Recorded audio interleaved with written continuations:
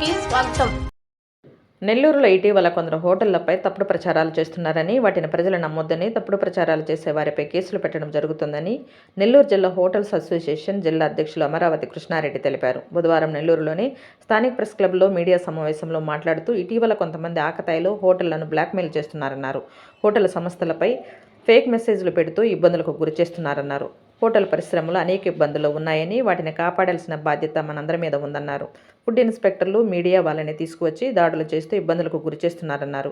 నెల్లూరు భోజనం అంటే ప్రపంచంలోనే మంచి స్థానం ఉందని కొందరు అధికారులు మీడియాని తీసుకువచ్చి హోటళ్లపై తప్పుగా చూపిస్తున్నారన్నారు. హోటల్ వ్యాపారం దెబ్బతింటే 50 కుటుంబాలు దెబ్బతింటాయని, కస్టమర్లకు నాణ్యమైన భోజనం అందించాలనే ఉద్దేశంతో నడుపుతున్నామన్నారు. కొందరు అధికారుల వల్ల హోటల్కు చెడ్డ పేరు వస్తుందన్నారు. నెల్లూరు జిల్లా ప్రజలు వాట్సాప్ మెసేజ్లు వచ్చే అపోహలను నమ్మొద్దని, ఆకతాయిలు పెట్టే పోస్టులు నమ్మొద్దని విజ్ఞప్తి చేస్తున్నామన్నారు. ఏ హోటల్లోనైనా ఏ యజమానులు కూడా ప్రజలకు నాణ్యమైన భోజనం అందించాలనే ఉంటారన్నారు. తప్పుడు ప్రచారాలు నమ్మొద్దన్నారు. ఈ తప్పుడు ప్రచారం చేసే వారిపై చట్టపరమైన చర్యలు తీసుకుంటామని తెలిపారు.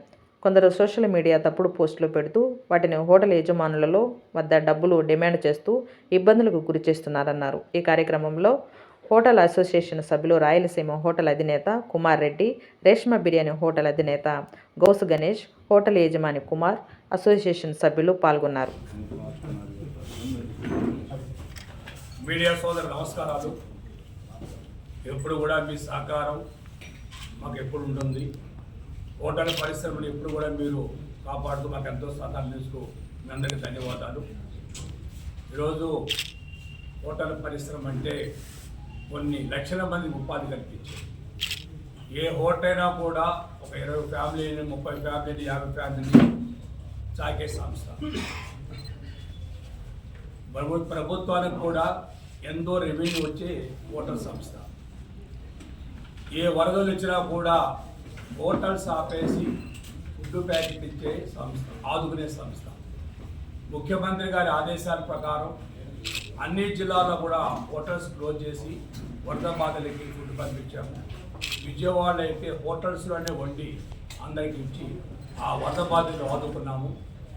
మొన్న 3 days బ్యాక్ ముఖ్యమంత్రి గారు కూడా హోటల్ పరిశ్రమ ద్వారా 25 లక్షల రూపాయలు కూడా ఫండ్ ఇవ్వడం జరిగింది. ఎప్పుడు కూడా మేము ఏ సేవ అయినా కూడా 10 మందికి చేయాలి. మా దగ్గరికి ఎన్నో ఆశ్రమాలకు ఇస్తున్నాము. మేము బ్రతుకుతూ 10 మందికి దారి చూపించే ఏకైక సంస్థ రాష్ట్రంలో ఉందంటే అది హోటల్ పరిశ్రమ. రాష్ట్రంలో, దేశంలోనే. అలాంటి సంస్థ ఈరోజు చాలా కష్టాల్లో ఉంది. అది ఎలా చెప్పాలో అర్థం కావట్లేదు. నెల్లూరు అంటే ఒక ప్రత్యేకత ఉంది. నెల్లూరు భోజనం అంటే రాష్ట్ర ప్రపంచంలో ఎక్కడైనా కూడా మన పేరు పెట్టుకొని నెల్లూరు మెస్సు, నెల్లూరు చాపులుసు, సరే నెల్లూరు రెస్టారెంటు అనే పేరు పెట్టి స్టార్ హోటల్ కూడా నెల్లూరు చాపులుసు ప్రత్యేకంగా పెట్టుకునే నెల్లూరు ఈరోజు ఒక అధికారుల వల్ల, రైడింగ్ల వల్ల చెడ్డ పేరు వచ్చి ఈరోజు హోటల్ పరిశ్రమ దెబ్బతి కాస్తారు. కారణం ఏంటంటే ఫుడ్ ఇన్స్పెక్టర్స్ రావచ్చు, హోటల్ తనిఖీ చేయొచ్చు. ఈ మధ్య 3 days బ్యాక్ కూడా చేశారు, తప్పులేదు. నిన్న కూడా చేశారు, తప్పులేదు. కానీ మీడియాని తీసుకొచ్చి ప్రజలకి ఒక తప్పుదోవ పట్టిస్తారు హోటల్ పరిస్థితి. దానివల్ల కొన్ని లక్షల మంది దెబ్బతినికి ఆస్కారం ఉంది. ఈరోజు కస్టమర్ మా దేవుడు. ఈరోజు కస్టమర్ లేకపోతే మేము లేవు. ఈ చొక్కా వచ్చిందంటే కస్టమర్ వాళ్ళే.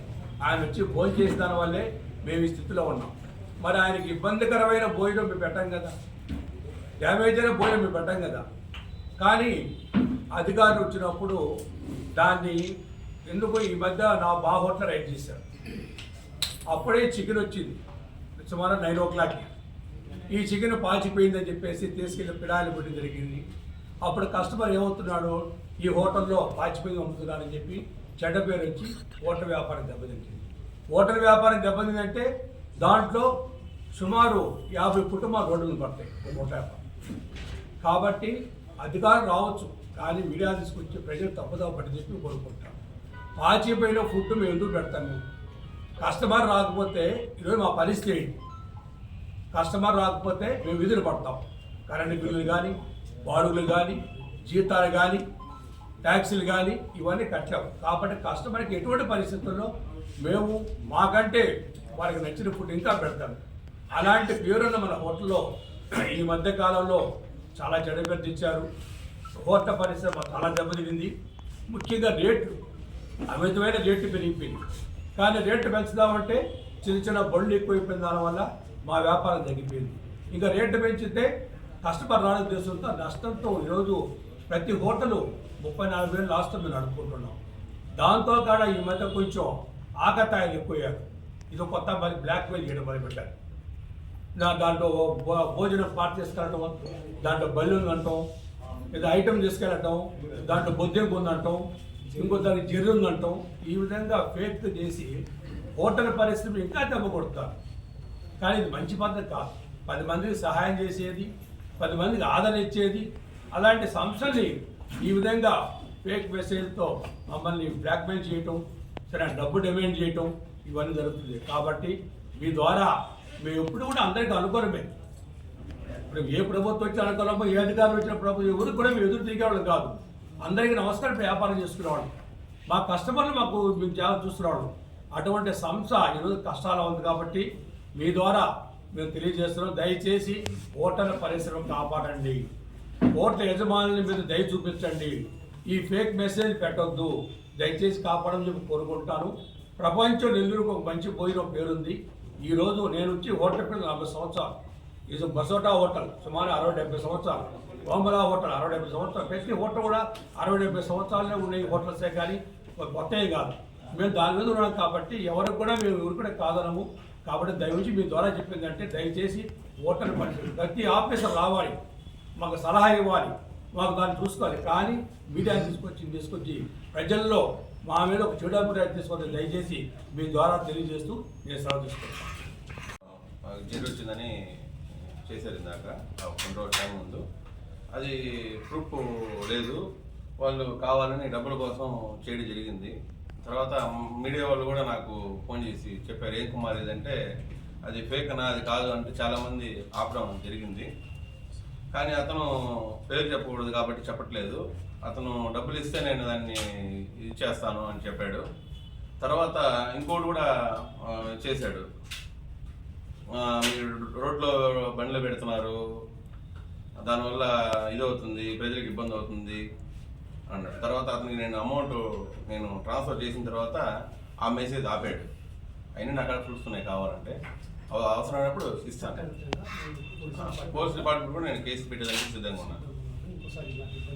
నేను ఇబ్బంది ఇంకోసారి చేసే మనిషానికి నేను కేసు పోయేదానికి సోషల్ మీడియా ఎక్కువ చేస్తున్నారు. కానీ అదేంటంటే తెలుసుకొని ఫార్వర్డ్ చేస్తే బాగుంటుందని నా ఒక ఆలోచన.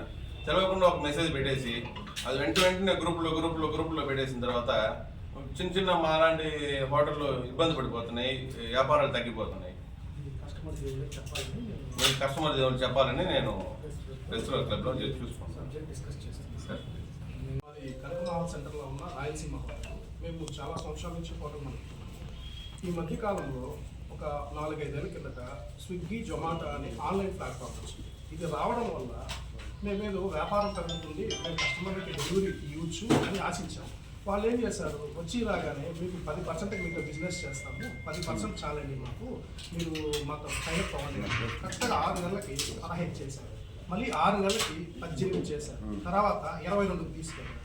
మొత్తం కలిపి ప్రస్తుతం మాకు 100 రూపాయల్లో 32 రూపాయలు కట్ అవుతుంది. జిఎస్టీ కాకుండా మీరు ఒక 300 రూపాయలు పెట్టి బిర్యానీ ఆర్డర్ పెడితే మాకు 200 రూపాయలు వస్తుంది. ఉన్నాయి, పేజ్ ఓపెన్ చేయగానే ఫస్ట్ మీరు రావాలంటే మీకు యాడ్స్ చేయాలి. యాడ్స్ ఇవ్వాలంటే మన బిజినెస్ తక్కువగా ఉంది, సరే యాడ్స్ ఇద్దామంటే సరే యాడ్స్ అని అడుగుతాడు. కానీ వాడు మా దగ్గర ఎటువంటి రాతపత్రం తీసుకోడు. రాతపత్రం తీసుకోకుండానే వాడు యాడ్స్ అని చెప్పి మా డబ్బుల్లో కట్ చేస్తాడు. కట్ చేసిన తర్వాత సార్ మీరు మీ ఆ బిజినెస్ రావట్లేదు, పక్కన గణేష్ మెస్సి బాగా వస్తుంది, బసోటాకు వస్తుంది, వెంగబాంబకు వస్తుంది, మీరు ప్రోమో పెట్టండి సార్, మీరు సగం అంటారు. సరే అని చెప్పి మేము సరే ఇంక బిజినెస్ తగ్గుతుంది కదా, మార్కెట్లో కస్టమర్లు ఇంటికా నుంచి రావట్లేదు, ఇప్పుడు చాలామంది ఇప్పుడు ఇంట్లో కూర్చొని జొమాటోలో, స్విగ్గీలో పెట్టుకొని అలవాటు పడిపోయారు. ఎవరు ఇంటికి వచ్చి ఇంట్లోంచి బయలుదేరి రాకుండా ఎక్కడి నుంచో వాళ్ళ ఇళ్ళకి జొమాటో, స్విగ్గీలో ఆర్డర్ పెట్టుకుంటారు. సరే కస్టమర్ పోగొట్టుకోవడం ఎందుకని వాళ్ళతో టైఅప్ అయితే ఒక బిర్యానీ మేము హోటల్లో అమ్మితే మాకు 200 రూపాయలు నాణ్యమైన బిర్యానీ. అదే బిర్యానీ జొమాటోలో అమ్మితే 135 రూపాయలు వస్తుంది, 75 రూపీస్.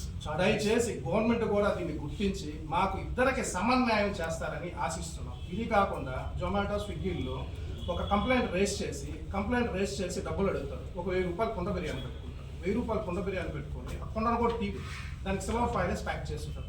ఏళ్ళతో ఒక బొక్క వేస్తాడు, బొక్క వేసి 2 ఎంట్రుకలు పెడతాడు. అన్హైజీనిక్ ఫుడ్, హెయిర్ వచ్చింది అంటారు. సరే కుండ ఎలా చేస్తారు? మనం ఏ వస్తువైనా కొనగానే ఇలా అయిపోతాం, బొక్కేసి చూడం.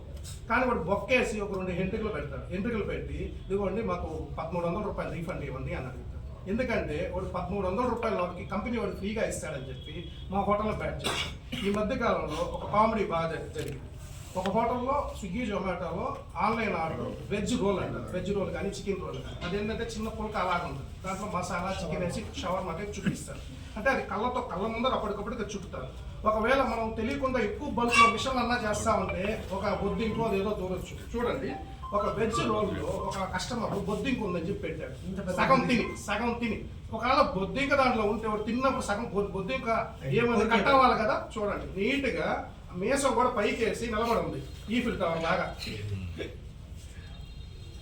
ఏనాయని చెప్పండి. ఇది తెలియని వాళ్ళు కస్టమర్లు ఒకటి సోషల్ మీడియాలో షేర్ చేయడం, ఫేస్బుక్లో షేర్ చేయడం, ఇన్స్టాగ్రామ్లో చేయడం, మాకు ఫోన్ చేయడం, బ్లాక్మెయిల్ చేయడం. రీసెంట్గా కస్టమర్ కాల్ చేశాడు.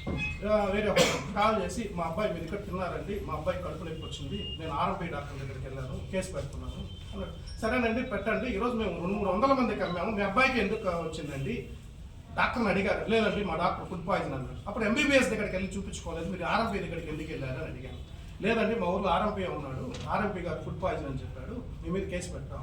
సరే సార్ పెట్టండి అని చెప్పారు. సార్ మీరు ఎవరైనా కనుక్కోండి, ఆ హోటల్ యొక్క గొప్పతనం, ఆ హోటల్ ఎన్నో సంవత్సరాల నుంచి ఉంది, ఎన్నో సంవత్సరాల నుంచి వాళ్ళు అడుగుతూ ఉన్నారు, కానీ మీకే ఎందుకు వచ్చింది సార్? ఇన్ని సంవత్సరాలు ఎవరికి జరగండి అంటే, లేదండి మీకు కంప్లైంట్ పెడతాను మీరు అన్నారు కదా అని చెప్పి మళ్ళీ ఫోన్ చేసి ఒక గూగుల్ రివ్యూస్లో, మామూలుగా రివ్యూస్ అంటే అది ఎంత పెద్ద సినిమాకైనా కానీ, ఒక హోటల్కైనా, మాల్కైనా, దేనికైనా సరే ఒక 5000 రివ్యూస్ ఉన్నాయనుకోండి, ఒక పొలిటీషియన్ మీద అయినా సరే ఒక బ్యాడ్ రివ్యూస్ 2 ఉంటాయి. ఒక 4000 రివ్యూస్లో ఒక 3 రివ్యూస్ తీసుకొని చూడండి మీ గురించి బ్యాడ్గా ఉంది, నేను కంప్లైంట్ పెడతాను, మా వాడికి హాస్పిటల్ ఖర్చు అవుతుంది, అపోలో చెకప్ తీసుకెళ్ళా 50,000 కావాల్సి వస్తుంది, రెడీ చేసి పెట్టండి, నేను మా వాళ్ళతో వస్తున్నాను అని చెప్పండి. ఇటువంటి వాళ్ళ మీద మేము అసోసియేషన్ తరఫున ఎస్పీ గారికి, కలెక్టర్ గారికి వినతి పత్రం ఇద్దాం అనుకుంటున్నాం. ఈసారి